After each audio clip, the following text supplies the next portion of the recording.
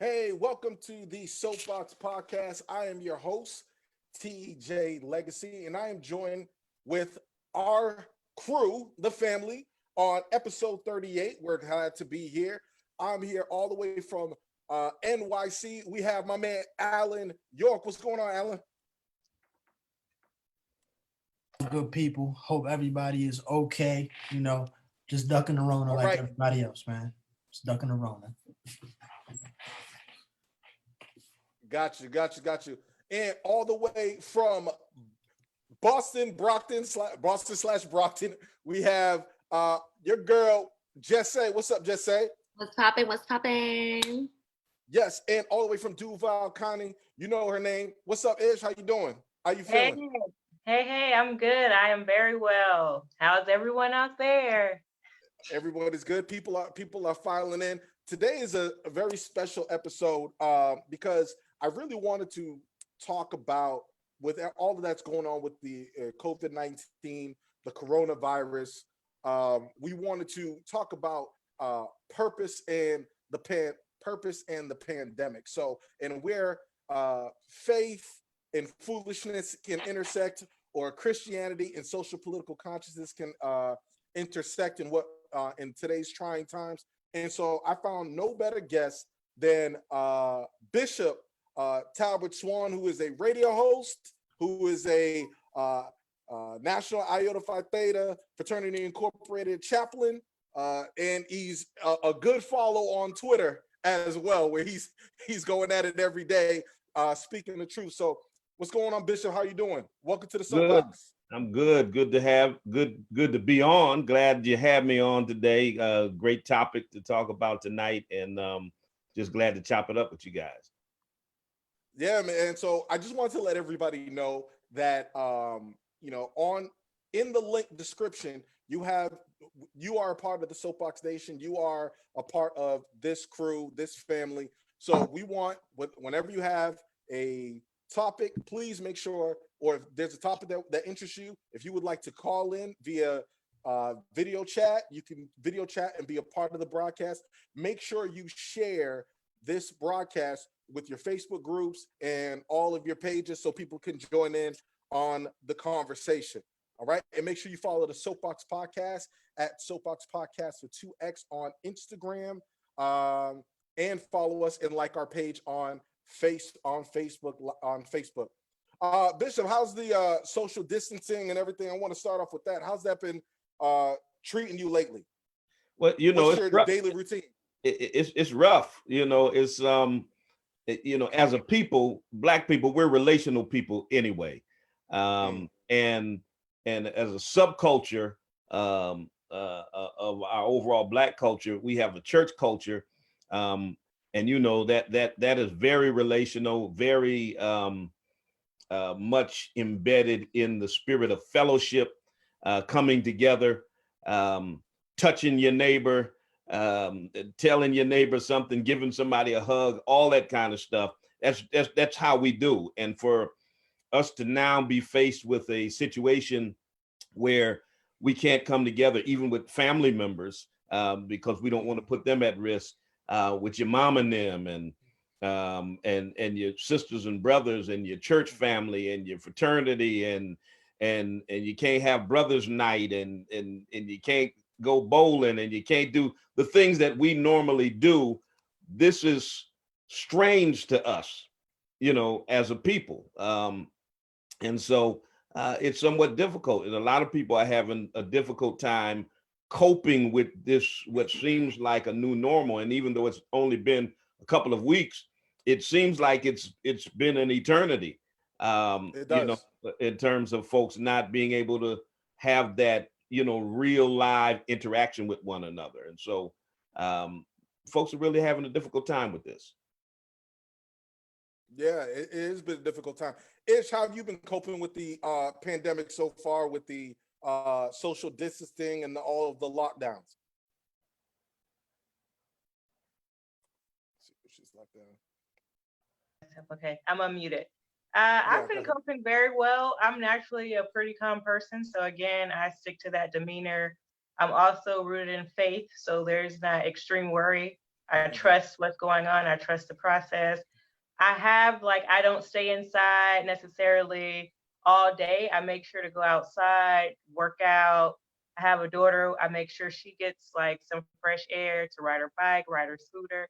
And I also like here and there, I'll grab like the other day, I grabbed a smoothie from a place that's doing grab and go smoothie, tropical smoothie. So yeah, just like a few stops to grab something like to treat myself to keep me together. And yeah, I've been very well like doing those tasks.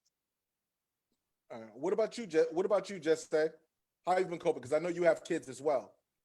I'm coping just fine, except for the fact that I can't get my nails done. That's the only thing that's really bothering me. But I'm really, enjoying my kids' presence. I like that I get to be with them more and I get to work from home. So that's cool. But I like to be outside sometimes. I mean, I'm a homebody, but just being in the house all the time gives me like these weird feelings. So I'm coping fine, but I just want to go outside. My birthday's coming up in 20 days. So. Oh, what day is your birthday? April 22nd. April 24th. Okay. Hey, Taurus. The house. Hey, go ahead and drop y'all cash apps for I'm gonna do that. For the saints that are I'm gonna have a Zoom for the saints that are live watching. stream birthday party. Nice. I think I'm gonna do the same. Well, I hope we're invited. Absolutely. I'll put that one figure. Yeah. Alan, I know Alan, you keep to yourself mostly, but how you been coping with the social distancing? I've been doing pretty well. I mean, professionally, I've been fortunate enough to work overnight for the last 3 years. So my day-to-day routine when it comes to work hasn't changed. It's just that I can't get to the gym. So, I've just been incorporating things to make sure when I get up in the morning, I do little 30-minute workouts that I find on YouTube. Other than that, I stay indoors as usual. And, just as the last couple of days, I found like a school that's empty, but it has a park in the back. So I'll go out there, do a little cardio, and then I'm in the crib. I mean, it's cool. I can't complain. I mean, I think I was really fortunate enough that I had like a little short trip to Florida right before this got super, super real. So I'm okay with just kind of sitting my behind down for like 2 months and saving a little bit of money. Yeah. Even though it's probably going to be closer to like 4 months, but we're not going to get into all of that. So, but yeah, I'm cool. I'm blessed. I can't complain. No, well, it's good because I was actually going to use this pandemic as an excuse as to why I am not in the gym as well. Because of course, unless I'll be in there, y'all know me, I'll be in there 3 times a day. But this darn pandemic is really messing up my routine. So unfortunately, I can't make it to the gym. I told myself I'm gonna do the opposite. Like I'm gonna treat this like I'm on lockdown. I'm doing gel push-ups. I'm doing cardio. I'm gonna come out with a little lockdown 24/7 body in about 2 months. So y'all just wait. Y'all just wait on it. Pandemic. Yeah, pandemic fine. My lockdown body is gonna look very similar to my Thanksgiving and Christmas body, and so 2020 has been a wrap for me already. So we just gonna worry about 2021. But reset. Bishop, I wanted to talk to you. Yeah, absolutely. I wanted to. How do you feel that we have, because the preparedness? Obviously, this has been bundled by the Trump administration. How do you feel like the respective states like New York and California and even Florida have handled the pandemic situation as opposed to the commander-in-chief, the occupant of the White House? Well, this has been handled horrendously on the federal level. And even though, there's been a little more competence by some of the state governors, there are some of them who are bungling this badly. Ron DeSantis is really screwing this up. He's allowing churches to go in, 400 and 500 a pop, saying it's an essential business, so there are no restrictions on them. Think about the fact that this was first discussed, and for those who are in the audience, look up Event 201. There was an event held back in New York City by John Hopkins, Bill Gates, Bill and Melinda Gates. It talked about how businesses would cope in the event that there was a global pandemic that disrupted economic markets, et cetera, et cetera. They talked specifically about coronavirus back on October 18th of last year. 5 months later, after all kinds of briefings about what was happening with this virus, what was happening in China and other places, Donald Trump was calling it a hoax. He was comparing it to the seasonal flu. He was telling folks, oh, you can just go to work, you'll get better. And we're talking 5 months after the fact. And so when you think about the fact that the government just got serious about this thing within the last 14 days, that is the type of malpractice that people ought to go to jail for. I mean, they literally have blood on their hands. They were sending personal protective equipment that we need right now, shipping it off to China and other places. And now he's telling people to wear scarves because there are not enough masks to go around. This has been bungled in epic proportions by the government. And the problem is those that are in power in the Senate, Republicans and others who are afraid of this president, won't hold him accountable. And this literally is criminal, what has happened and what is happening to American people. When you're talking about 100,000 to 240,000 people who may die in the next 2 weeks, somebody ought to be held accountable for this type of ineptitude. And you know, I agree. And someone who also shared your sentiments was the rapper Plies, who actually shared his frustration on Instagram. And I'm going to show everyone this clip. If y'all just bear with me, I'm going to show you the clip of Plies and his response to what's going on with the pandemic.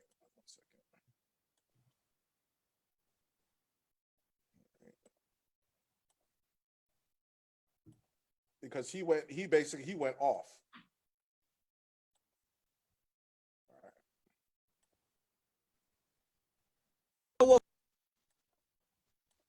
Woke up this morning, I thought about it. I said, yeah, all this shit about we the richest country in the world. I get all of that. But what I don't get, you tell us 100,000 people gonna die from this pandemic. Only 3,000 people done died so far. So that means 97,000 more fucking people gotta die. And you got people out here still on the fucking front line working. Whether they at Publix, whether they at Walmart, whether they work at the bank, airline stewardess, or fucking doctors. People out here on the front line still risking their fucking life while you CEOs home quarantining with your goddamn family. And all I'm saying is, if they gonna risk their fucking life, pay them like they fucking risking their life. You don't risk your fucking life for no $9 an hour, no $11 an hour, no fucking $30 an hour. Pay them like they fucking risking their life. I woke up this morning. All right, so that was Plies' response, and I wanted to ask you: do you feel that capitalism has played a major role in the way that the pandemic has been the seriousness and how it's been handled by the government? Oh, absolutely. The reality is, lives have always been expendable when it comes to capitalism. Our whole sojourn in America was based on capitalism. We were brought here as free labor so they could make money. And it was on the backs of our ancestors that made cotton king and brought America up to the top of the ladder in terms of economic power in this nation. So when it comes to black and brown bodies and poor white bodies, they're always expendable when it comes to capitalism. When I go back to that event 201, it was an exercise to illustrate preparedness in a pandemic. And that was all about telling folks in business how you can still make money and protect yourselves when things like this happen. They were not concerned about the health of the citizens. They're concerned about capitalism. Think back to a week ago, Donald Trump, I call him 46-1, was talking about opening the country back up because of the economy. The economy was tanking, and he was more concerned with opening the country back up than with the lives that could potentially be lost. More concerned about billionaire friends. He just rolled back some regulations around emissions that Obama had put in place. So those in the auto industry could make more money, even at the expense of destroying the environment and killing people. So at the end of the day, for them, if it don't make dollars, it don't make sense. And we're always expendable when it comes to that green stuff. Absolutely. So since we've been on this broadcast, our Soapboxx Nation hotline has been actually blowing up. I'm not sure if you guys can hear the chimes already. I'm going to click on one to see what we get. Give me 1 second. I'm going to remove that person. All right, let's see if we can get someone.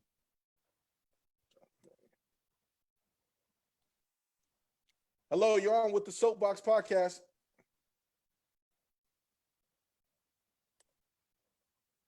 All right. We got to make sure folks are ready. Hold on 1 second.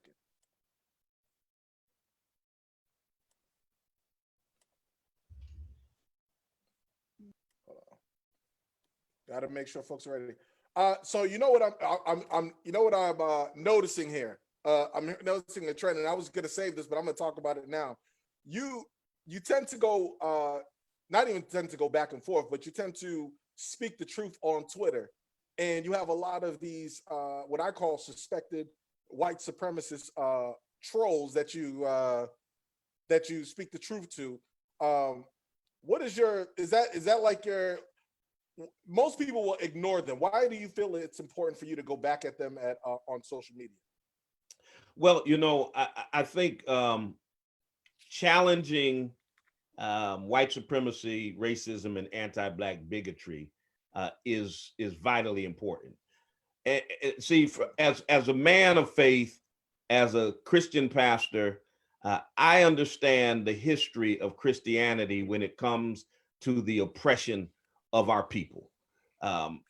Scripture was bastardized so that white folks could feel justified in their oppression of Black people. So they used the Bible to justify slavery, lynching, murder, and to subjugate us on the premise that we were somehow inferior and cursed by God. And today's Christianity, the whitenized Christianity that America still thrives on, that the 81% of white evangelicals who voted for Trump still ascribe to, is actually nothing but white supremacy. I say white supremacy, or rather, white evangelicalism is nothing but white supremacy in drag. That's all it really is. And so many of these folks who call themselves Christians want to lecture me about my Christianity and my faith, and that I'm supposed to be expressing and showing love. And I'm not being a man of God because I'm criticizing and condemning wickedness, when it's just the opposite. I'm showing love by criticizing wickedness and evil. I'm doing the job that I'm supposed to do, and being a prophetic voice to the people to not allow this to stand. And I think someone has to challenge this wicked way of thinking. Last year, 10,000 white evangelicals signed a manifesto that declared social justice as antithetical to Christian belief and practice.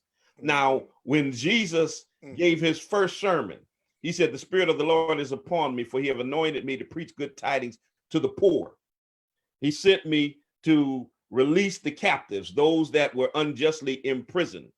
He sent me to heal the brokenhearted. He sent me to the sick and then he sent me to the oppressed. So there were 4 categories of people that Christ talked about he was sent to: the poor, the imprisoned, the sick, and the oppressed. He came out declaring that his message was a message of social justice. So how do we have white evangelicalism that never talks about what Jesus talked about?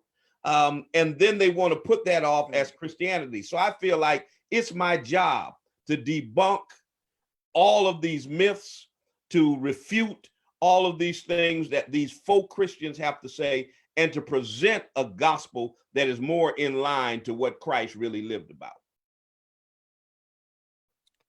Well, you discussed the pastor here in Florida that had, and you criticized Governor Ron DeSantis, rightfully so, for allowing and not. Well, I don't think he closed down the beaches, soon enough, and really didn't take it seriously. And I think I called him Baby Trump, where he idolizes Donald Trump, and he decides to move based upon his beat. I wanted to ask you, where do we go? Because I know there's a lot of Christians that people are saying, well, this is a pandemic, but God's got me. And I know a lot of my co-hosts, you guys hear that from folks as well. They say, God got me. I'm good. We don't need to close down the churches. Where do we draw the line between faith and foolishness?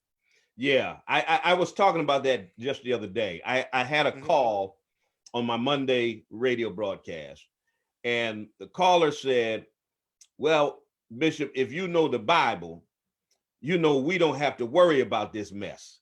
And I went off, because that type of an attitude from Christians is killing us.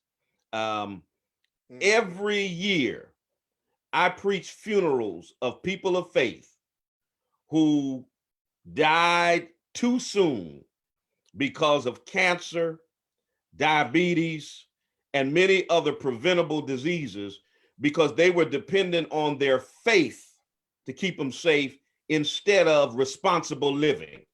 And so I teach folk, don't come to the altar on Sunday morning and want me to pray off of you what you done worked 40 years to put on yourself.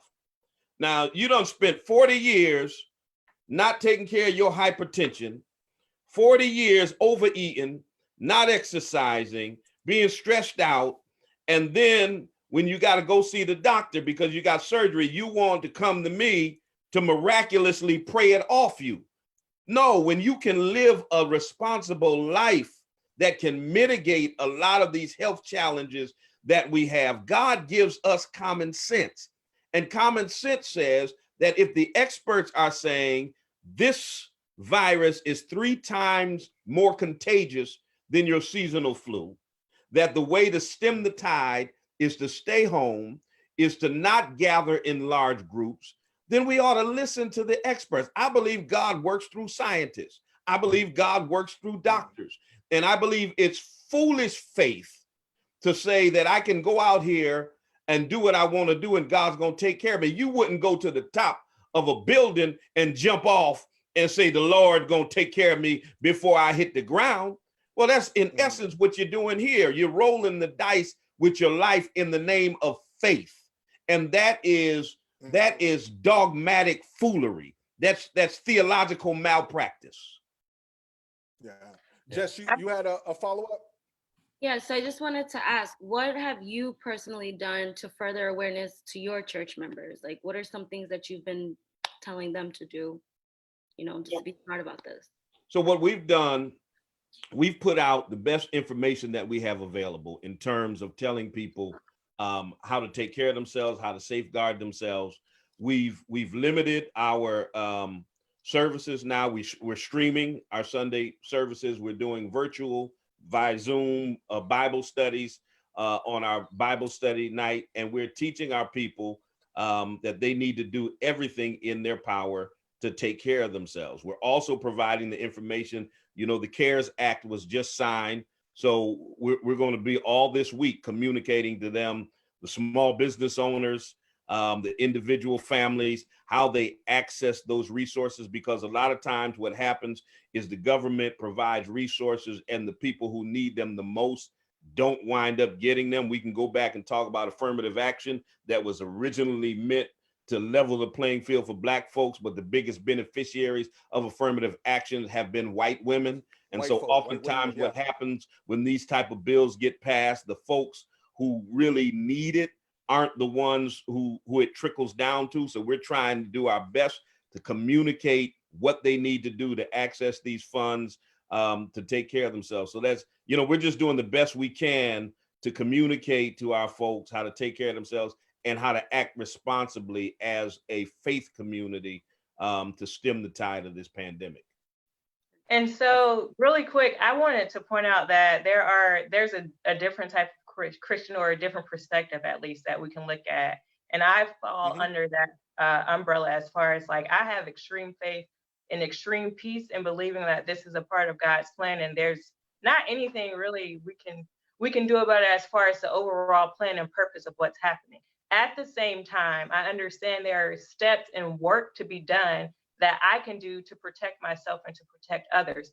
So while I understand to rely on God and what's happening and keep the word and let him guide me, I also know that I can't go out like licking the what was it, the deodorant that the one guy did, or go out to clubs, which they're all shut down now anyway. But the point is that there's a, you know, it's not a one side, or we're on one side or the other. Like, there are people like me who are very peaceful, like, because I just feel like this is a part of a bigger purpose.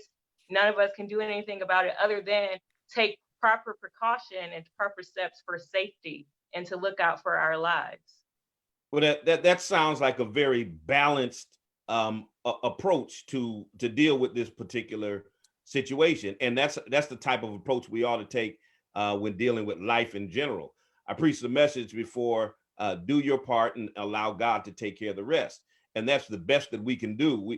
We do what we know to do to be responsible and to take care of ourselves, and then we rest in the peace that God still has things in control. I think you have a very holistic and balanced way of looking at things. And I wish more Christians looked at life that way and looked at situations that way, instead of putting the onus completely on God to take care of me. When you read scripture, you'll find that every single story that detailed any miracle, whether it's Old or New Testament, there was always a responsibility that the receiver of the miracle had in order to be delivered. Naaman, you want to be delivered from leprosy, you got to go wash in the Jordan River. Children of Israel, if you want to defeat Jericho, you got to march around the walls 7 times. Everyone had an assignment they had to complete. In other words, they had to participate in their miracle. Right. The problem we have today is we have Christians who think they don't have to participate. They can sit at home and wait for something to come in the mailbox, or they can just wait for somebody to call them for a job, even though they haven't put their resume out anywhere. No, we have a role that we have to play in this thing. And I think that's a very balanced perspective you have. Well, Bishop, thanks. Bishop, I had another clip that I wanted to show our audience, Soapboxx Nation. I definitely wanted to get your take on it, and Alan wants to get your take on it. Give me 1 second. Well, yes. Speaking of going to the miracle, a lot of people felt that they should come together in groups of hundreds, 200s, and 400s to come get their miracle simultaneously. There was a pastor in Hillsborough County in Tampa who actually recently just got arrested on a misdemeanor charge because he held such a large gathering, which of course was banned by the state. So it's really cool and dope to see that shit being progressive and having Zoom services and online services. But just so we get the full scope of things, I'm gonna go ahead and we're gonna play this clip right now for y'all. Yep, got you.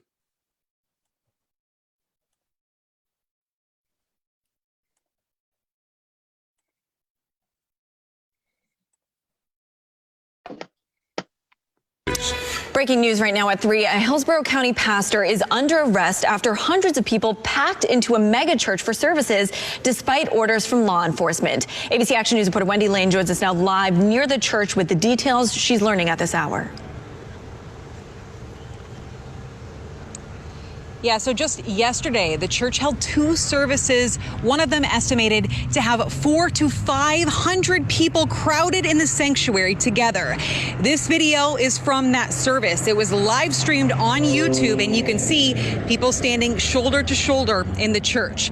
The sheriff says this violates Hillsborough County's Safer at Home order. He says Pastor Rodney Howard-Browne showed a reckless disregard for public safety by blatantly ignoring orders to practice social distancing.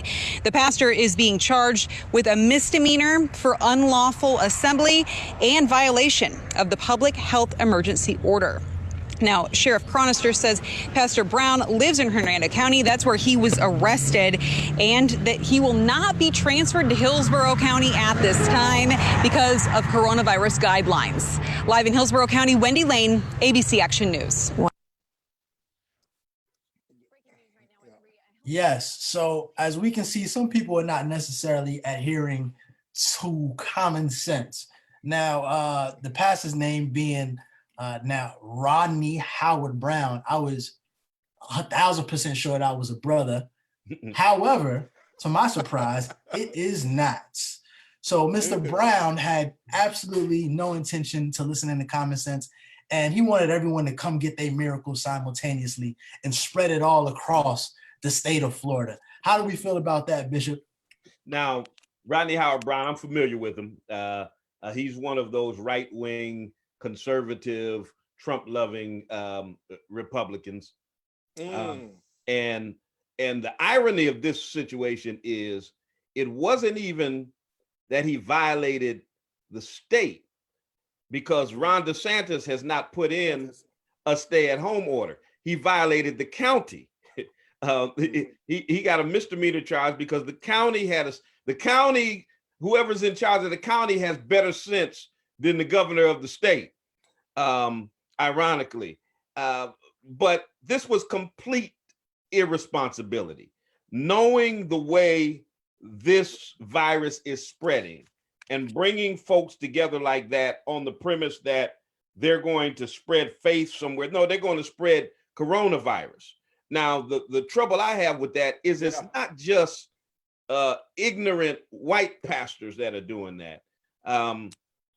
There was a prophet I was watching on live last night who has several locations and was telling his members, here's the schedule for the Houston church, here's the schedule for the North Carolina church, here's the schedule for the other church, and I want all y'all to come there, and I'm believing God that there won't be one death. And then he said, y'all can send your tithes and offerings online, but I want that special seed. I want you to bring it with you and put it in my hand. And I immediately typed, stay at home. And so the prophet said, Brother Talbert Swan says, stay at home. Now, if that's what the Lord told you to do, you do that. But it's complete irresponsibility. At the end of the day, when people contract this virus and die, then what happens? Because this is the same prophet who mimicked a soothsayer, word for word. This is the same prophet who's been caught many times giving false prophecies. And the problem I have is our people sometimes are so gullible when it comes to faith. And I understand because of the nation that we live in, and because we've been oppressed, and because faith has brought us through some horrible crucibles. It has sometimes been the only thing that we have had to lean on. And so, unfortunately, there are shysters out there who manipulate people based on faith and put them at risk and put them in danger. And that's happening with white folks and black folks. Well, I want to say with all these churches and all these pastors, nobody saw this coming. Brother, nobody gave us a heads up. I said that I posted something about 2.5 weeks ago. I said, now, all these prophets who can come into church and tell you your phone number that they got off Facebook, who can tell you, where you work at and what your children's names are because they looked it up on the internet. They got so much insight from the Lord. They can tell you stuff you already know about yourself. Yeah. But ain't nobody saw coronavirus coming. Yeah. Nobody saw Kobe's helicopter going down. Nobody saw Dr. Miles Monroe's plane crashing.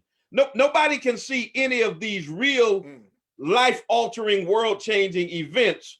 God don't speak to them about them, but he gonna tell you my phone number. God don't have to tell you my number. I already know what it is. And if I don't know what my number is, I don't need a prophet. I need a psychiatrist.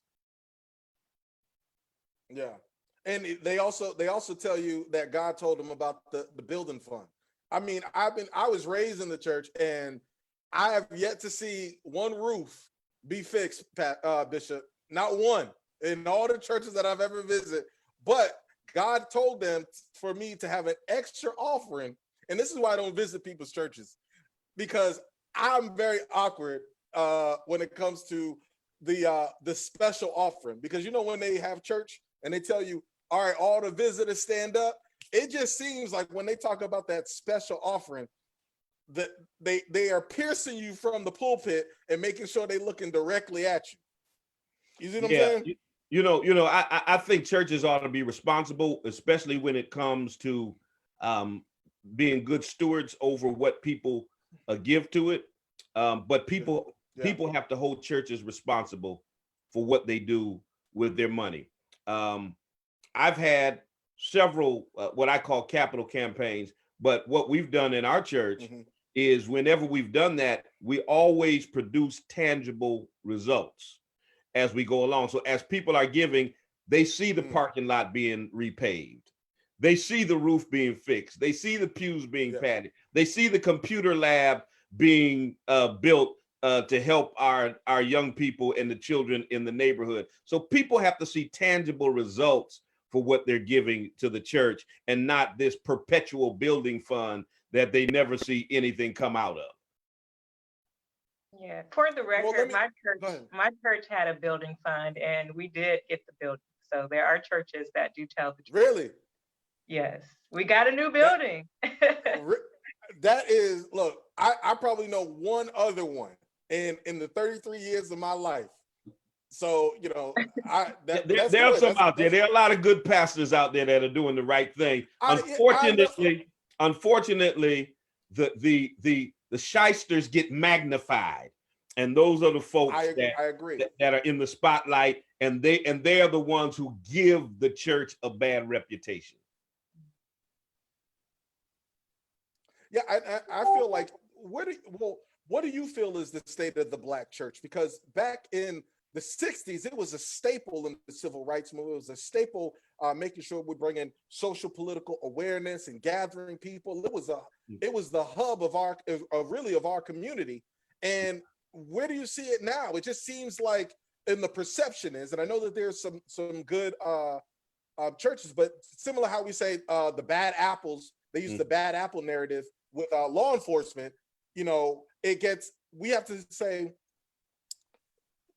what the perception is that a lot of these pastors are for the take when it comes to politics, especially where they have, every Sunday, we don't see these politicians in our community on a regular basis, but we have our pastors, usher in a lot of these politicians who to speak at the church without any tangible results afterwards. So what do you think is the state of the Black church when it comes to the politics in our community? I think the church has lost its prophetic voice. What you talked about during the civil rights movement, really the civil rights movement was a church movement. The leaders of the civil rights movement, whether it was Dr. King, Ralph Abernathy, Reverend Jesse Jackson, Fred Shuttlesworth, we can go down the list, were church leaders. They spoke truth to power. They organized in the churches. They got the members of the church to sit at the counter, to do the freedom rides, all of those kinds of things. What happened as we got a false sense of progress, the message of the church shifted. In came the prosperity gospel and all of these types of things. and folks start talking about money cometh, and they kind of lost their way in terms of speaking truth to power because they thought Black folk had arrived, we had made it. And now we see this is the first time in the history of America. The late Dick Gregory said this. He said, when Black folk get in trouble, they call on the church or the NAACP. This is the first generation of civil rights activists that are neither connected to the church nor the NAACP or any other civil rights organization. That they have somehow lost their prophetic voice and have lost an entire generation who now sees them as irrelevant when it comes to advancing social causes for Black people in our nation. And that's not all of them, but there's far too many that sit on the sidelines and don't do anything. And then there's that other group that you talked about that are on the take. They're more concerned with themselves having access to politicians and movers and shakers. They're more concerned with being able to have a photo opportunity or get a little something for their own individual church, but not for the people in general. And so they won't hold these folks accountable. It's hard for me to get preachers in my city to hold politicians accountable, for basically shafting the Black community.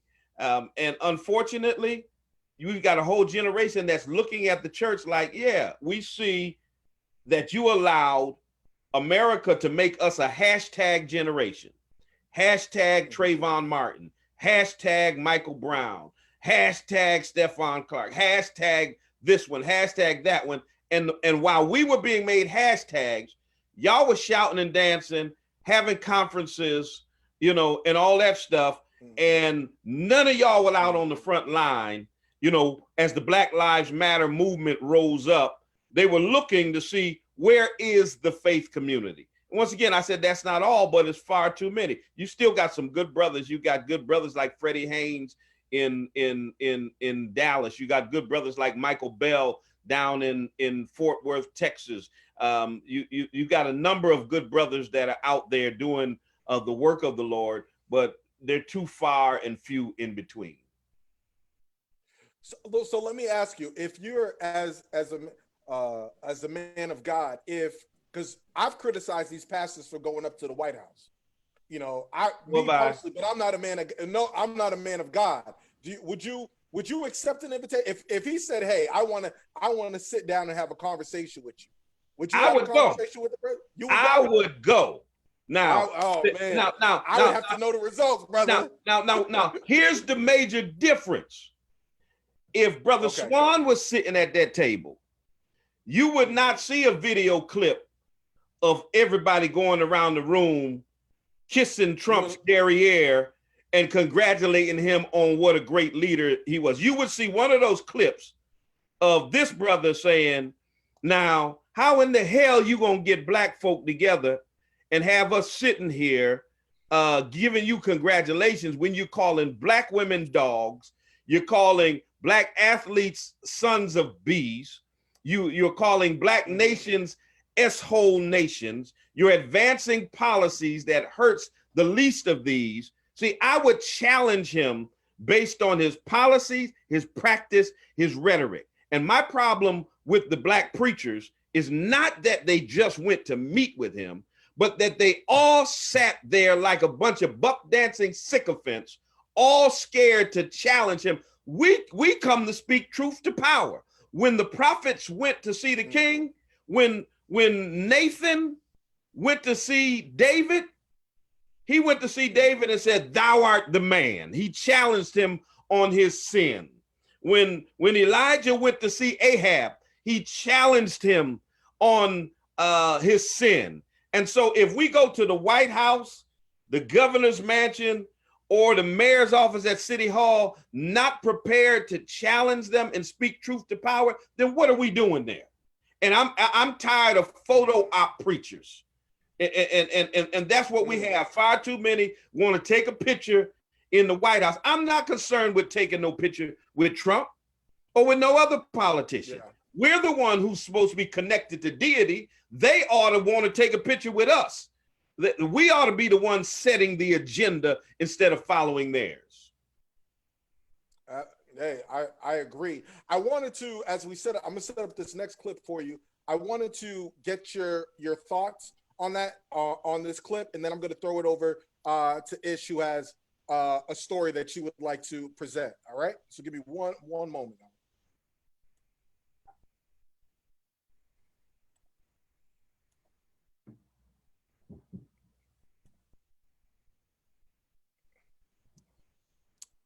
For those, this is a clip of a nurse who quit her job, and I wanted to make sure that we get your thoughts on the racial aspect of what's going on in with the coronavirus pandemic and how there's a racial divide. I want you to listen to what this sister has to say. I just quit my job. I clocked in, found out that I'm being sent to a corona floor when they know that I have kids at home who I can't send away for, to stay away from me. My manager sent me to a floor that is being tested for corona. She knows my health history. She knows all of this. I quit. I care about the patients and all, but my family and my life, they matter. They come first. Is evil. She's evil. She knows my health history. I told her my kids don't have anybody to go to while they're here. I can't send my kids away like everybody else. I'm done. I'm leaving. My life matters and my kids matter. Screw this. So, Bishop, as we all hear that clip, we talk about the Black Lives Matter movement, but it seems that as this coronavirus pandemic increases, and we're talking about the distribution of masks, the distribution of medical supplies, and the people who are being treated or exposed, should our community, the Black community, should we be concerned and on alert about the racial divide when it comes to these goods and services? Are we headed towards another Katrina?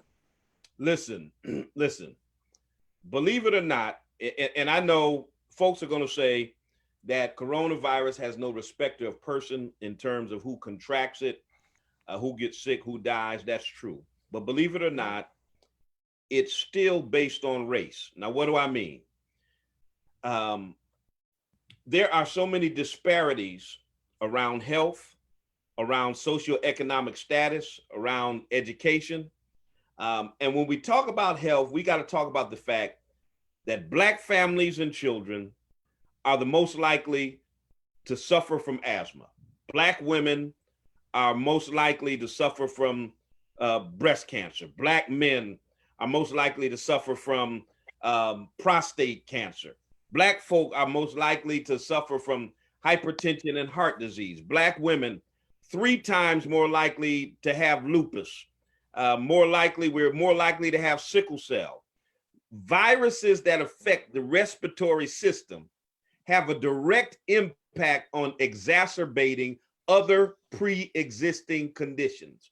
Who's most likely to have the type of pre-existing conditions to be exacerbated by the coronavirus? That's folk who look like you and who look like me. And so the reality is this virus preys on bad health and those with pre-existing conditions, mostly Black folks. And while we need to reach out to vulnerable communities that are most likely to suffer from this, that's not being done.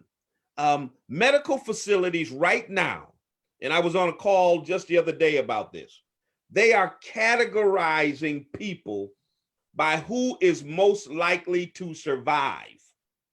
And they're sending folks home that they have deemed least likely to survive. They're sending them home to die or to deal with COVID-19 the best way they can. So who are they most likely to send home? Folks with diabetes and hypertension and cancers and all of those things that we are disproportionately affected by. Not only that, you have people who suffer from unrelated diseases that, case in point, you have some stage 4 cancer patients who they have discontinued their chemotherapy treatments because they say it's too dangerous to have them in the hospital with COVID-19. So basically, they've sent them home, to be comforted and to die with their loved ones. This is disproportionately affecting Black people. Now, the story about that nurse that she didn't say in that clip is she is a recovering cancer patient. She had stage 3 cancer. And so her issue was, you're going to send me to a floor where they're testing for COVID-19, put me at risk of contracting COVID-19 when I already have a compromised immune system. I have no family or anyone to send my children home with. You put me in a bad position where I have to choose between keeping my job or saving my life and the life of my children. When you think about the educational aspect, schools have shut down. All right. Many have gone to online learning, but there are 3 million Black children who don't have internet access, who are sitting at home right now. They can't get on Zoom. They can't go on the internet and get their lesson. So whether it's health, whether it's education, whether it's employment, we are disproportionately affected by this virus than any other community out there. And after it's all said and done, whatever the numbers are, whether it's 100,000, 240,000, or 1 million, we're 13% of the population. I'm making a bold prediction right here. We're going to be at least 40% of those who die from this disease. It's going to disproportionately affect Black people. Okay. Yeah, I agree. I think that there's a lot of the racial component is there. I think that a lot of times we're always at the bottom, the end of the totem pole, so to speak, when it comes to these goods and when it comes to goods and services and fair treatment. It's almost like we never get equal protection under the law. You see what I'm saying? Or within our own government. Oh, absolutely. Absolutely. And that's why it's when I was talking earlier about us providing information to our people about the CARES Act. Once again, think about it. 3 million Black children and families who don't have access to the internet. So a CARES Act comes down, they have no way to access that information. How do they go about applying, for these resources that are out there and that are made available? And when you think about it, just think about this for a moment.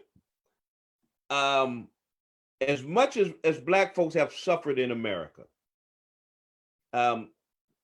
white folks have talked down about welfare, even though corporate welfare is on the rise.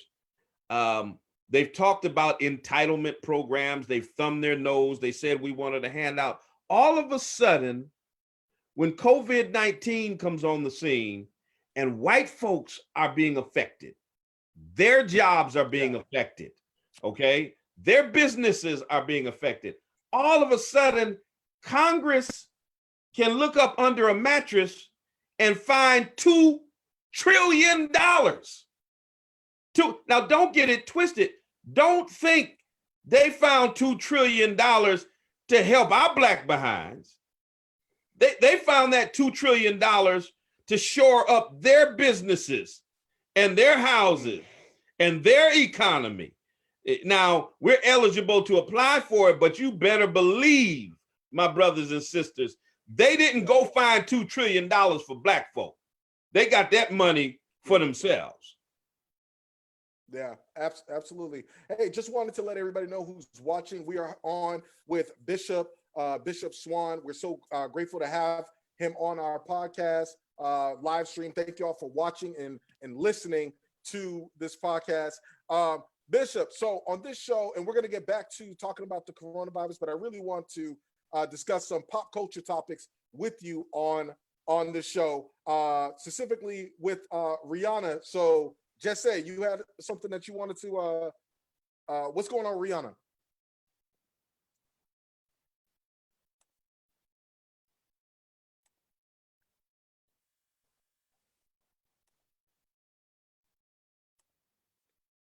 Hold on, she's muted. Unmute yourself, Jesse. Gotta unmute you. Looking like a mine out here. Looking like a mine. Yeah. Oh, we gonna remix. She making my story, and then you tell me now. All right. So all right. We're gonna rewind. We're gonna rewind that, Bishop. We are live. That's the great thing about live streaming is that these things happen. So yes, go ahead. Jesse, what's going on with Rihanna so that you want to get Bishop's take on? Yes, She's talking about the head of the household. Go So ahead. Rihanna, many people know her. She's very successful. We're still waiting for her to put out an album, which we're probably not going to get. But she's a very successful businesswoman, and she plans to be even more successful 10 years from now. The only difference that she said recently in an interview is that she sees herself having maybe 3 or 4 kids, and she wouldn't mind raising them alone. She believes that a child can be raised on just love, and they don't need, another guy or a guy to be there to raise their kids or be in the kids' lives. So what is your take on that? Okay. So first of all, shout out to Riri because she recently donated $1 million to Corona relief efforts. And not only that, she also provided a number of the personal protective equipment that was needed in New York. While you got billionaires in New York sitting on their hands doing nothing, Rihanna was stepping up to the plate. So, we got to give her props for that. In terms of that particular issue, I respectfully disagree with her, and you got to understand, I come from a faith tradition and from a family tradition where parents raise children. I believe naturally God designed for a man and a woman to be able to procreate, which necessitates both of those parents to create a child. And I think the best balance for a child is to have a healthy relationship with a mother and a father. Now, I don't believe it's impossible for a mother to raise healthy and whole children alone if her circumstances dictate that. And we understand that in Black culture, unfortunately, 65% of births of children are born to single mothers. Now, that doesn't necessarily mean the father is absent, but in some cases, the father is absent. Sometimes because he's abdicated his responsibility. Sometimes there's other reasons for that. And single mothers have been the heroes of Black society. So, I want to shout out all of the sagacious sisters who, took our community on their backs and raised children. My mom and father got divorced when I was 7. They split up when I was 7 years old. And my mother raised 5 of us. Sent us all to college. We all graduated from college, have advanced degrees. She did a Herculean job as a single mother. So I know a single mother can successfully do that. But I think the most ideal situation for any child, whether it's a boy or a girl, is to have a healthy relationship with their mother and father, and to be able to glean from the experience and wisdom of both of those parents. Ish, you had a follow-up? Not for this, I don't. Okay, I got to follow up. Listen, what do you think? So Rihanna's trying to have this family. We were having a pre-show debate about the head of the household debate. So is it still, because in the church they teach you, the man is the head of the household, and the protector provider, we grew up on that, right? So is that do we have to tweak that now? Is that in the church in those teachings, or is that an archaic way of understanding what a relationship or a marriage is supposed to be? No, I don't think it's an archaic way. I think society may change its norms. It doesn't necessarily mean we have to adjust the teachings of the church. I still believe, my faith teaches me, even as Christ is the head of the church, that a man is the head of his family and should be the head of his family. A man, I always teach young men and old men. Bishop, elaborate on that. Elaborate on that. What is the head of what when you say a man is the head of the household? What does that mean for the sisters in the back that don't I think he's trying to ruffle our understand? Okay, He's no, trying to ruffle our no. I'm just trying to get some teaching here on the Soapboxx Service Bible Study. Please, Bishop, teach saints in the back. So when I got married, back in prehistoric days, my wife changed her name to Swan, and for 29 years she's been Cynthia Swan. My children are Swans. I was determined that if she never went to work, it's my responsibility to take care of my family.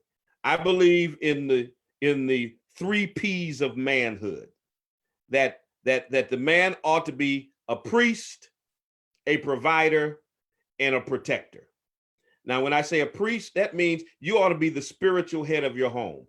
Unfortunately, in most Black homes, the women have to step up to the plate because the man has abdicated his responsibility as the spiritual head.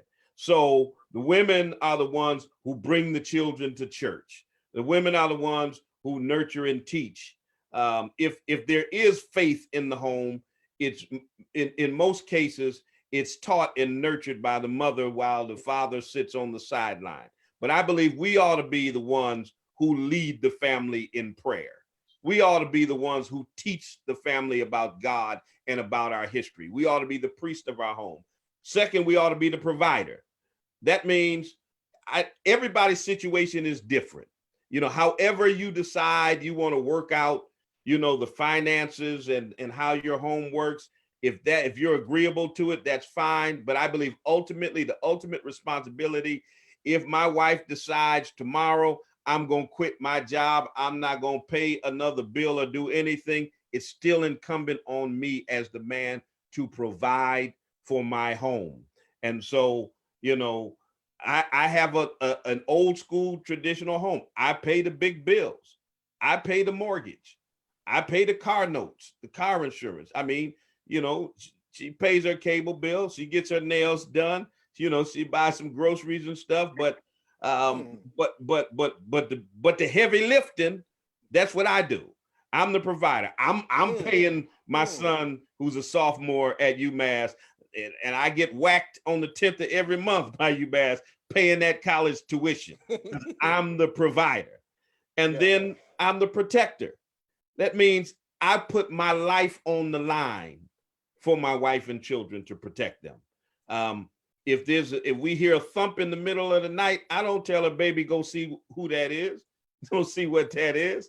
No, I'm the one who gets up out the bed, okay, and goes and checks it out. I'm the one who's going to step in front of her and take a bullet. I'm the one who's going to make sure that my children are protected. My daughters and my sons are protected. That's a man's responsibility in the home. And so when I talk about the man being the head of the household, that's what I mean. Okay. All right. Because we were, sometimes I think in this trying time, these modern times, the word submission to your mate or submission to your man is almost like a curse word in 2020. Well, let me go ahead and chime in, TJ, because I feel like you're calling me. No, I would never. We had discussed, like, I don't believe in hierarchies. Like, any words that describe a hierarchy in the household, I'm not with it. Like, I'm on the thought of partnership, teamwork, we're team players. And so the things that you describe a man should provide, of course, women want that. We want to provide, we want a protector. We want a man who can decide, make decisions, solid, sound decisions.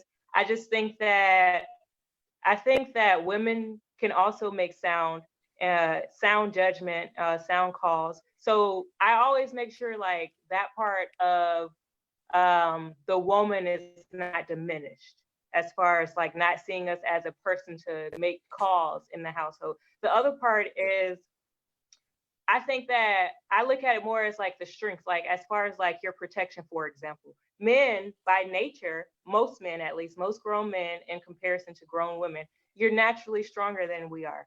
So for me, it goes without saying that there are natural strengths and attributes that a man has and should use in that partnership with his wife to flourish. And on the other hand, there's natural strengths of women that we have as far as our femininity, our ability to nurture you and our children.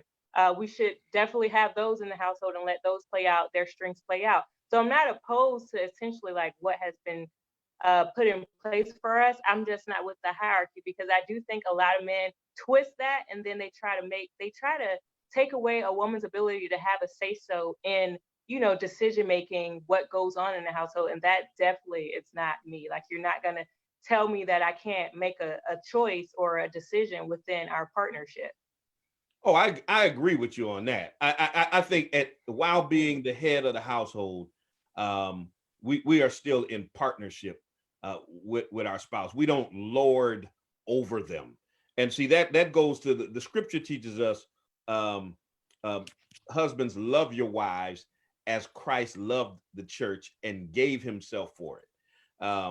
And so it's not about being her boss or lording over her. It's still being in partnership with her. You know, I have to respect my wife's opinion on things. And quite honestly, in most cases, she wins. You know, when it comes to the household and stuff, I run this man cave. The rest of the house, you know, she runs. I'm still the head of the house, and I'm comfortable in the fact that she runs all of the rest of that, and it doesn't take anything away from my manhood to allow that to happen. So there's a balance that happens here, but at the end of the day, you know, when it comes to, you know, an impasse, you know, where we just can't, you know, seem to agree, then I think I'm the tiebreaker. You know, and that's to me, that's to each his own. That's situation. what I'm saying. And look, yeah, I think that there's like, he may be right, you know, so I'm not gonna fight anything that makes sense just to give my husband, I don't have one, but I'm just saying hypothetically, just to give him a hard time. So if it's sound judgment, again, I'm not here to be against you. We're trying to get to the same outcome, the same result. And again, like I said, women, like, we don't want to wear the pants. I promise you. Even those who are strong-willed and strong-minded as I am, we want to relax. Like, I don't want to do all that work. No, I'm telling you, like, we don't want to wear the pants. No, I'm looking at not you. I'm looking at the next one. Yeah, we're I agree with her. We've been unfortunately, I'm looking at Jesse. Put in those positions where sometimes we do have to like pull up our pants, so to say, to like keep it going, but it's not fun. Like, that's a lot of work, and I don't want to do it alone. Like, I'm not gonna like push a man away who's there to help me. I just, like I said, I'm not with the hierarchy, because if you're not a secure man, you will not interpret that correctly. Insecure men do not, in my opinion, know how to operate when you're telling them they're the head. Yeah, well, insecure men can't deal with strong women. Not at all. And that's problematic in and of itself.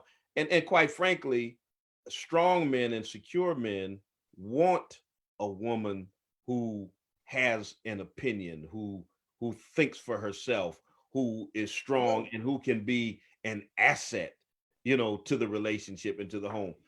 I wouldn't want a woman who just rubber stamps everything I say and is going to be a robot. I don't want y'all remember Coming to America, when Hakeem was going to get married, and they had the bride who was made from and what do you like? Whatever you like. Yeah, we don't want that. Bark like a dog. Don't want that. Yeah. TJ, going back to Yeah. what you said about being submissive. Wait, before you come for me, Okay. I just want to let the people in the chat room know, because they were mad, Bishop, that I didn't acknowledge the 3 P's that you said about. That's what I was going to get into. That I didn't acknowledge that. Yes, I acknowledge it, and I solemnly swear to acknowledge and abide by the 3 P's that the good bishop has stated. So go ahead, Jess. Go ahead.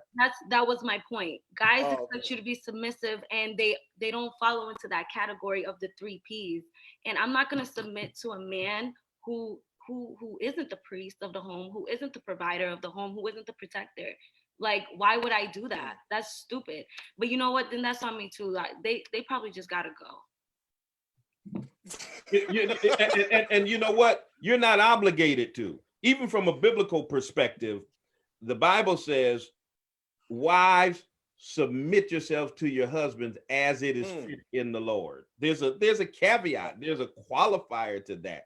Right. If this man is not acting in a manner that is right and just, then you're not obligated to submit to him simply because he's a man. And I teach women even in my church, listen, if your man is not following those Christian principles of manhood, then you ain't obligated to submit to that man. I agree. But I will play devil's advocate, so to speak, in this. If you're trying to create a union, right?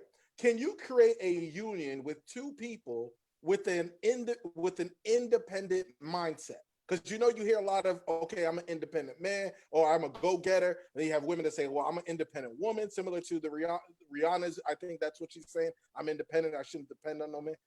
Can 2 independent individuals form a more perfect union together? Absolutely. So when a man and a woman come together, there is something about that individual woman that intrigues and attracts that man. And there's something about that individual man that intrigues and attracts that woman. They come together because of the individuality that they saw in each other. Now, the scripture says, how can 2 walk together except they agree? What that simply means is there has to be some level or point of agreement for them to come together. And that's in any friendship, partnership, marriage, relationship, that there's a point of agreement. And so there's somewhere where your circles overlap. And right in there is where you're unified, where you have agreed with each other. And so you take and you amplify and you magnify that area of agreement, and then you work out and figure out how you deal with the areas where you don't agree. Because really, I don't want someone who agrees with me on everything and who walks in lockstep with, because I might as well just be with myself, if that's the case. So yeah, absolutely. People who are different people can absolutely come together and be unified. Yeah. And I just even think that there's been like sort of a glamorization on the men's side of what submission is to a fault, to where they misinterpret what it's supposed to be and the type of partner that would be best for you. Like for me, the way that I hear a lot of people talk about submission, it doesn't sound fun, because I feel like I will be compromising my partner's happiness for my ego. And in the end, I don't think that that's a long-term recipe for success, unless you have a partner who is okay with being not lesser than, but a little bit more on the reserve, or in some cases like docile side, than maybe, for lack of a better term. But I feel like, and with the 2 individuals thing, I'm going to continue to be my best self. I want to be my best self when I meet you. Of course, there's a plateau, of course, that I hit, and I want her to be her best self when she meets me. So when we get together, all we're doing is enhancing each other as individuals and, of course, as a union. And I think that a lot of times when some people get in relationships, they do take that whole submission thing into lowering themselves on a certain level. And sometimes that could be man or woman. So I just think that the whole ideology of what submission is has to be rethought. And it's not necessarily a bad thing. Every guy that I know who's married says happy wife, happy life. A lot of that is submission to the woman as well. So it's not a one-way street. And I just think that we have to look at it a little bit different in order to get to a perfect balance between the man and the woman in a relationship. It takes more, I believe it takes more strength to be submissive than it is to be dominant, because you're being submissive because I'm being submissive not because I can't do, it's because I'm choosing and allowing you to do this for me. You see what I'm saying? It's not saying that you're weak. You see what I'm saying? I think it's because you're saying, hey, I am trusting you to do it. That goes back to what Jess was saying about, hey, I'm not going to submit to a guy who's not doing the 3 Ps. You see what I'm saying? So in that sense, I know I'm poking a little bit, but I do agree with that. Go ahead. I was just gonna say, go ahead, Ish. I know you got your story. Go ahead. Just throw out the word submission. Because even in your example that you just gave, you were like, you would expect the woman to trust the man. And, we want compliance. We want compliance. To me, that's what I hear. It's trust. If you want me to trust you, of course. Yeah. Why would I be married to you if I don't trust you? To me, that's a given. Like, of course, I'm going to trust. I'm going to be compassionate. We're in this together. I plan to have your back. I plan to work. I plan to compromise. But as far as if all that means submission and we have to use that word, then fine. But to me, like I said, some people misinterpret, to Al's point, and run with it, and they take it too far. And that's how some women, for example, end up in domestic violent relationships when they don't get in line. And for me, it's not going to happen for me. They say never, but I'm almost certain that it's not going to be me. It's just I got you. You got the next story, Ish? Okay, so, just wrap up. What you guys are asking for is no, go ahead. Yeah, it's just the word submission that bothers me. All right. So due to the coronavirus, speaking of relationships and men and women, apparently husband and wives are getting on each other's nerves. They are tired of sitting in the house looking at each other's faces. So they are filing for divorces right now. There's a rise in divorces. Divorce attorneys are doing pretty well right now, because what the husband and the wife are having to do is sit and talk.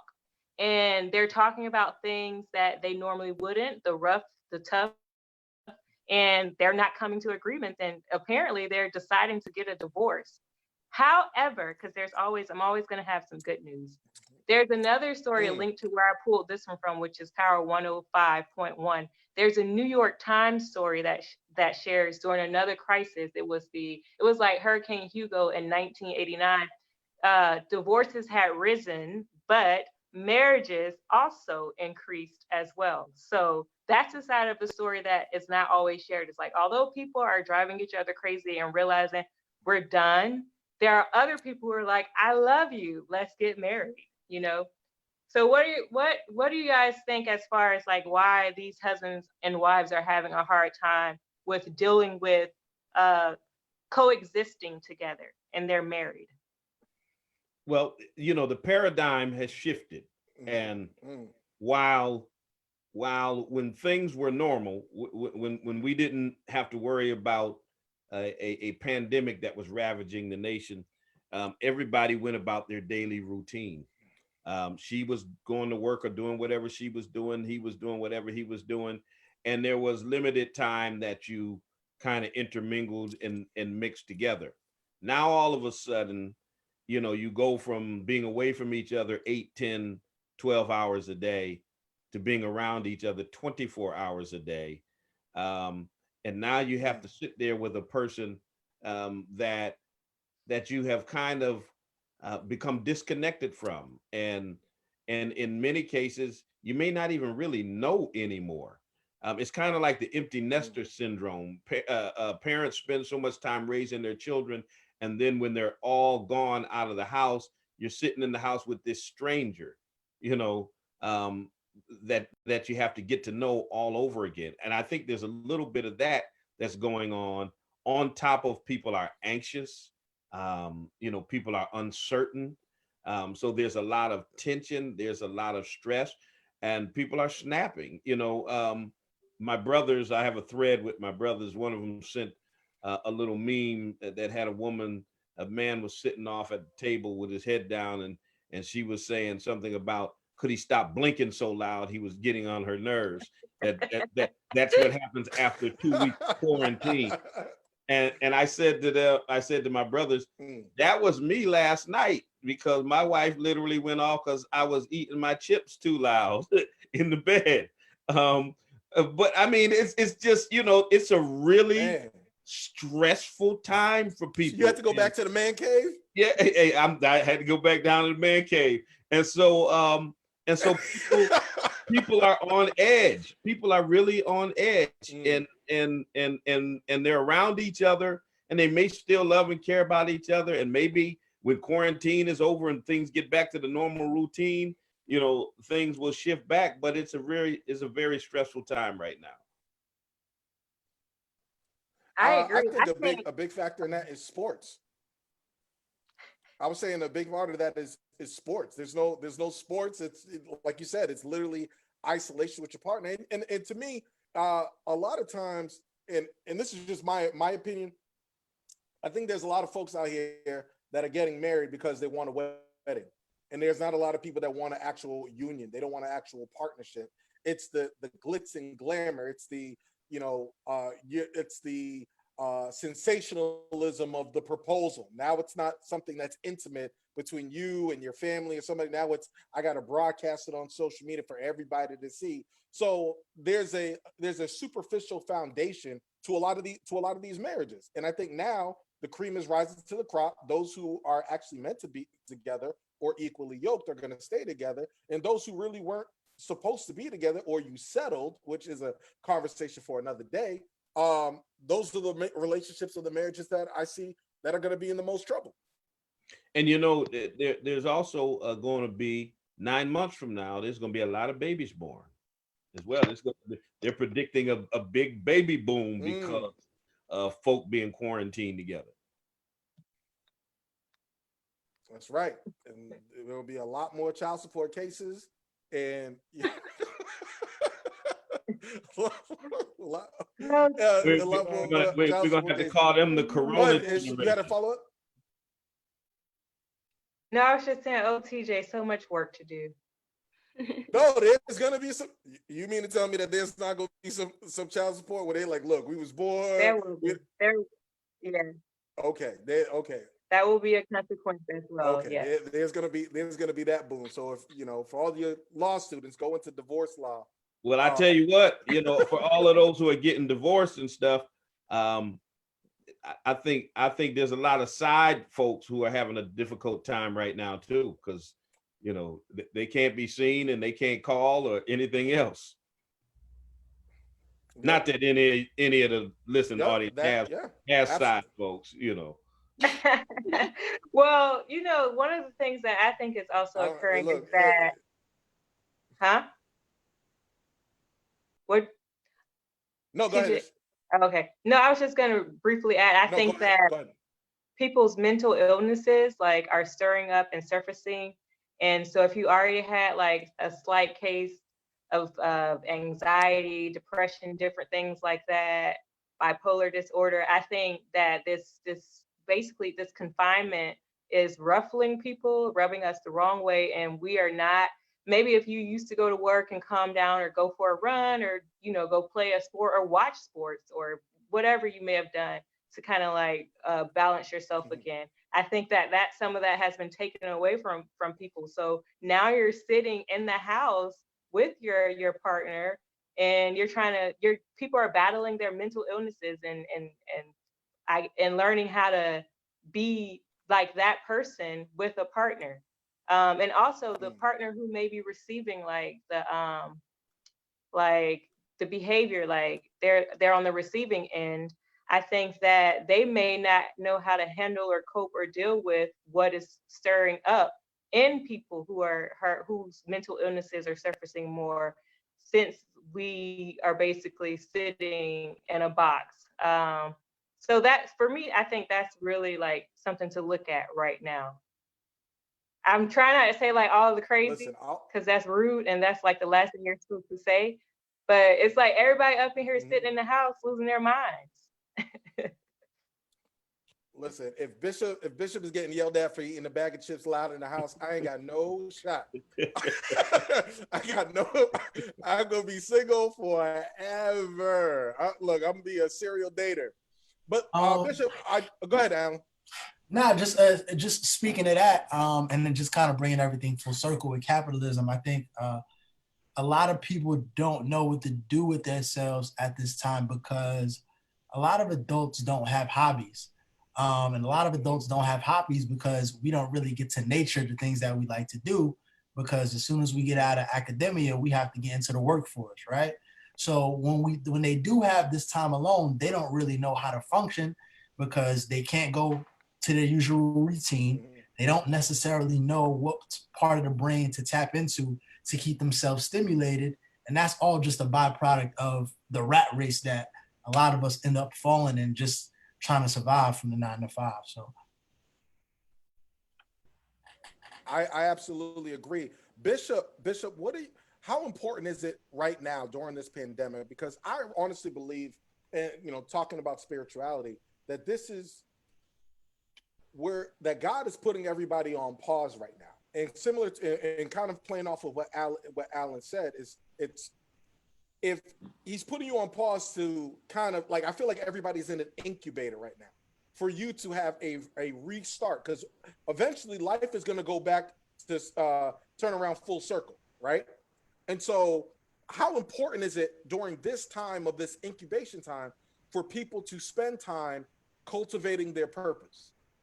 Yeah, I think this is a classic opportunity for people to take time to really do an inventory of their self, their life, their purpose, and kind of rechart their course, or to tweak the course they were already on, or to figure out how, when this is all over with, they can better bring into fruition those things that they really believe are part of their purpose. This is a classic time for us to be able to think about. So, I've been assessing a number of things, with our ministry. I've been highlighting some weaknesses that we have that I have to shore up. There are all kinds of ideas going through my head about things that I'm going to do differently regarding all facets of my life, not just my ministry, but with my family, and with my health and other things. This is a classic opportunity that people have while you're quarantined, while you're locked away, while you can't get distracted by the things that you normally would go through, in life. You've got an opportunity to really turn some things around, to really chart a new course for your life. And some folk will do that. But the unfortunate reality is, like many times when we deal with situations like this, some of y'all are too young, but after 9/11 happened, folks were flocking to the churches. I remember I had a conference going on that same week of 9/11, and it was packed every night. And it wasn't just the people in my church. It was folks from the neighborhood and everywhere, because these terrorists attacked America. It was a time of uncertainty, and churches were packed, for the next couple of months and stuff. And then before you knew it, people kind of fizzled out and went back to their regular routine. And unfortunately, there will be some whose lives will change for the better because of this. And there will be others who will squander an opportunity to make things different. A funny thing that I was saying is, I think that one of the things that we're going to see come for sure is the generation, our generation, and the generation coming up under us, this whole thing is going to groom at least 2 generations of extreme germaphobes. And I think that's going to be great. I think a lot of people are not going to take their health for granted. They're not going to take basic hygiene for granted, unfortunately, as people do, washing their hands. Even when it comes to like the trains here in New York, they're saying that they just started washing them 2 times a day, which they should have been doing at all times anyway, just because of the foot traffic. I think this next generation is going to take just basic hygiene a lot more serious. So, which is going to, lead to people living longer and just leading to the earth being a little bit more healthier as well. So that's a little bit of silver line, a little light at the end of the tunnel. By default, I think doesn't happen. Yeah. Yeah, absolutely. And I just want to, as we approach our wrap up, and I want to be respectful of Bishop's time, I want to definitely thank him for being on the podcast. Before we wrap up, Bishop, I would be remiss if I didn't ask you about the Democratic primary election. I know we had a clip, but due for time purposes, I'm just gonna present it to you. Bernie Sanders was on The View via, similar to what you're on via Zoom or whatever they're using, with Whoopi Goldberg, and she kind of pressed him and asked him what if he's staying in the race or if he's going to drop out. And Bernie tried to, Senator Sanders kind of tried to dance around it to really focus more so on the pandemic more than his political aspirations. What do you think? Is it time for Senator Sanders to drop out of the race? And I do want to get your take on Joe Biden. Well, when before Super Tuesday, Bernie Sanders folks were telling Elizabeth Warren, who's my hometown senator, that she should drop out and endorse Bernie. Now, remember, at this time, we had only had Maine, New Hampshire, and Nevada who had their caucuses or primaries. And because Amy Klobuchar and Buttigieg and others had dropped out and endorsed Biden, they said she ought to drop out and endorse Bernie so progressives could be together. When Super Tuesday happened and she wound up losing Massachusetts and other states, they said, you definitely need to drop out now. There's no path to the nomination. Bernie is facing that right now. He has no conceivable path to the nomination. And yet he remains in the race. He did that in 2016. He stayed in the race all the way to June, all the way to the convention time. And by that time, Democrats were so divided. You already had a flawed candidate in Hillary Clinton, which brought with it enough vitriol in and of itself. But then you had the Bernie folks who's decided that if Bernie's not the nominee, then we're not going to vote at all. And you have a number of them saying that now. If Bernie's not the nominee, then congratulations, Donald Trump. And I think that's dangerous for those who really want to get Trump out of office. Now, my consternation is this. Black folks are always forced to choose Satan or Lucifer. They're always telling us we've got to choose the lesser of two evils. That at the end of the day, they're telling us, well, if you don't vote for the Democratic nominee, vote blue no matter who, then you're going to get Trump. And I agree with a number of Black folks who are saying, you know what? Stop trying to scare me with 4 more years of Trump. Black folks have lived with Trump from time immemorial. We lived with Trump on the plantation. We lived with Trump in the form of Bull Connor. We lived with Trump in the form of George Wallace. We lived with Trump in the form of Ronald Reagan and George Bush. Stop trying to scare us with 4 more years of Trump, because at the end of the day, Black folk are the most resilient people on the earth. It's y'all liberal white folks who can't deal with 4 more years of Trump. And see, my problem with them is they got an epiphany back in 2016 that, oh my God, racism exists, as if it didn't exist before Trump got in office. And because Trump is more boisterous, he's a pathological liar. He's everything that's bad about America. Liberals don't like him, but they don't have a problem with a more composed bigot, with a bigot who's a little smoother than Trump is, with one who doesn't call women dogs and call people names and tweet all kinds of nasty stuff. As long as he's a respectful bigot, they're okay with that. And that's what I think about Biden. But don't get it twisted. Biden is the daddy of mass incarceration. Okay, when Republicans were promulgating bills for 3 strikes laws and tough on crime laws, Biden was the one saying the Republican bills weren't tough enough. He's the author of the crime bill. There are people in prison today because of the crime bill that basically devastated and ravaged 2 generations of Black folks. He says it didn't lead to mass incarceration because most of your incarcerations are on the state level. But let's not forget, the crime bill incentivized states. It promised them federal dollars. If you build prisons, we'll give you 90% reimbursement.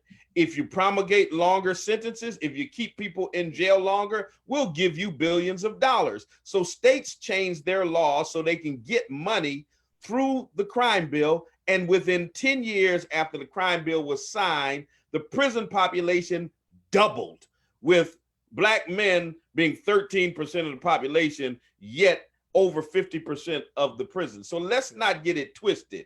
Joe Biden, though he was Barack Obama's vice president, has not been a friend to the Black community. I'm not happy about Biden being the nominee. I want Trump out of office. I saw what you said on Twitter.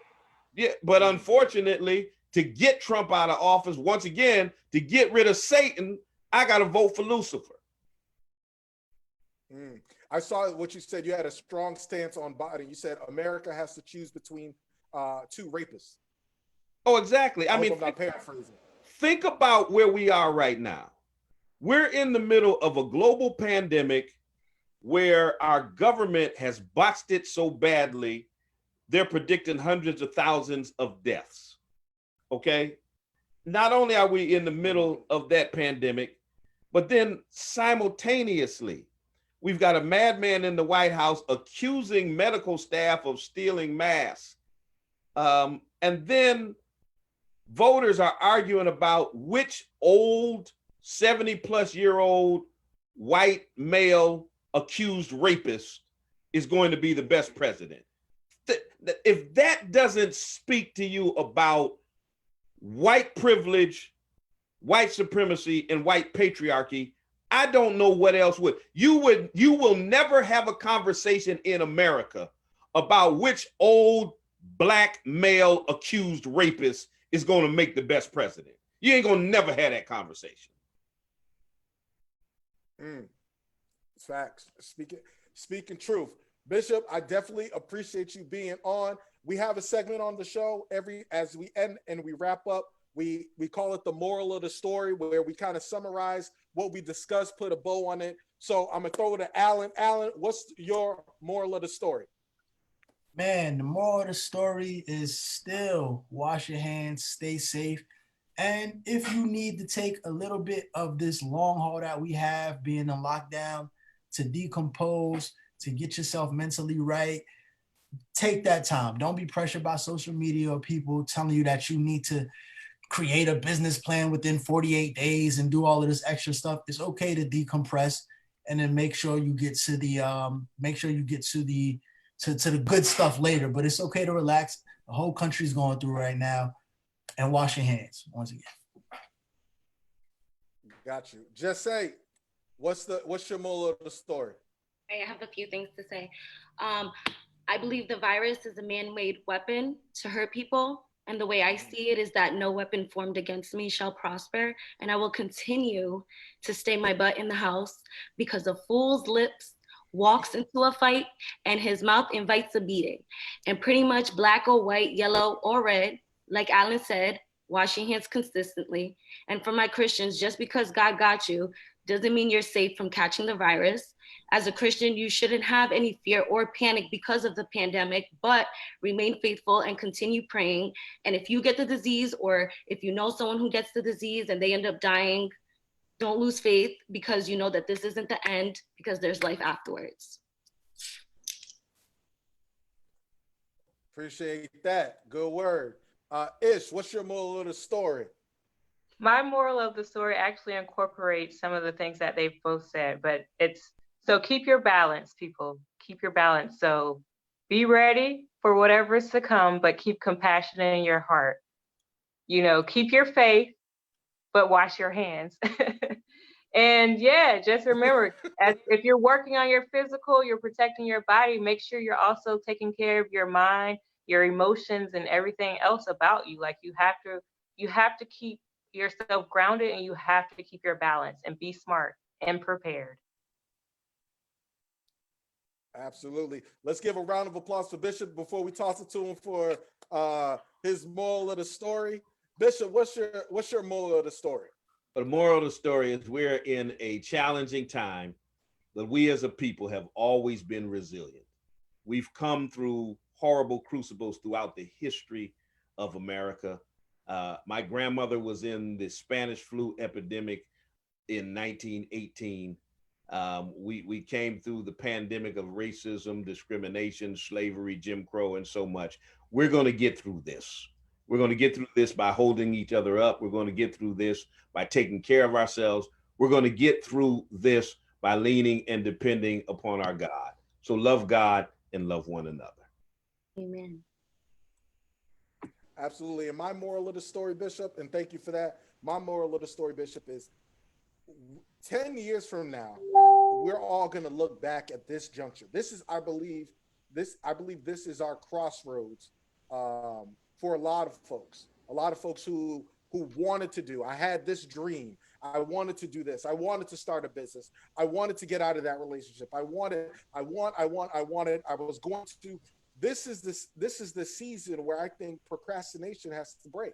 If you want to do something great in your life, this is the time, because right now you're in this incubator. So take the time out in order for you to cultivate your craft, to cultivate who you are, to find your purpose. And when all is said and done, make sure that you deliver, make sure that you win, and make sure that you don't leave this opportunity on the table with this pandemic. Make sure that you come out of it a much better person, and making so that you can maximize your fullest potential. So this is the Soapboxx podcast. Appreciate you, Bishop Swan. I was looking forward to this. Thank you for your time. You know, I gave you the call, and I was hoping to get your voicemail, but you picked up, so I definitely appreciate it. And as my frat brother, yes, sir. Al Ole, shout out to the men of Iota Al. Phi Theta Yes, Fraternity sir. Incorporated. Yes, I definitely appreciate you. You know, my son just went over. Did he? That's what's up. Okay. He just crossed a week ago. I love it. We need good men building traditions, not resting upon one. So where can they find you, Bishop, on your social media? Shout out your social media. All of my social media is at Talbert Swan. Twitter, Periscope, Facebook, Instagram, and even those I don't know how to use, like Snapchat and TikTok. You can find me at Talbert Swan. You got a TikTok? I have no idea what to do with it. I don't know what I'm doing with it. I'm pretty good with Twitter, Facebook, and Instagram, and YouTube as well. But TikTok and Snapchat, I'm confused. Well, definitely, I'm gonna have everybody else shout out their social media too, because we had a lot of folks that are followed, and we'll make sure that we share this on YouTube and put it on your Twitter and stuff as well, and our Instagram. You could go ahead. Let's go around the horn real quick. Just say shout out your Instagram or your Twitter or what your social media. I'm on everything at Andrade Me, ANDRADEME. All right. Ish, your social media. All right. Facebook, it's Ishna, ISHNA, Ykeal, Y''Keal. And on Instagram, it's the same spelling, but Ishna_Ykeal with no apostrophe. There you go. Hey, Alan, what's your social media? So for Instagram, it's Homeless Millionaire. It's spelled just like it sounds. Homeless Millionaire on Instagram. On Twitter, I am the Alan York. TheAllenYork. Hit me on the socials. Let's be social. Absolutely. And you can follow me. My social media is LegacyCo-World. That's LegacyCo-World on Instagram, on Twitter, and on Facebook. And make sure you follow the Soapboxx podcast on all your streaming services. And please subscribe. If you see in the link, subscribe. Everybody do something like that. Subscribe to our YouTube channel, our new YouTube channel, so that we can continue to give you premium content, authentic commentary on the latest trending topics and social political commentary. For Bishop Swan, for Alan York, for Jesse, for Ishna, this is the Soapboxx Podcast. We appreciate you listening and watching. Peace. Hi, guys. All right. Bless